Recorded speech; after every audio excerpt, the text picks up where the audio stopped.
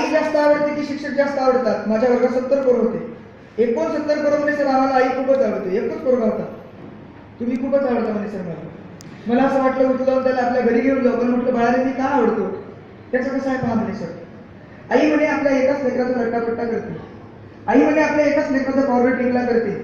आई अंगाई म्हणते तेव्हा एकच लेकरू झोपते म्हणे सर. तुम्ही शिकवायला लागले की अख्खा वर्ग झोपून टाकतो. काय बदल सर, मला विधिग्रस्त विद्यार्थ्यांच्या पालकांसाठी बोलायला लावलं होतं. करिअर मेळावा आहे, सरकारी कार्यक्रम आहे, त्याच्यामुळे कदाचित तुमचं हसणं थोडंसं कमी आहे. हरकत नाही हसले वाजणं तरी. तर मॅगीची व्यवस्था आलेली आहे. जुन्या काळातली उकरपिंडी गेली, उपमा गेला, आईनं केलेला कालचा बघायला दिलेला भात गेला. आणि मग कुठेतरी टीव्ही पाहिल्यावर लक्षात येते की टीव्ही पाहून आम्ही कसं बदलत चाललेलो आहे.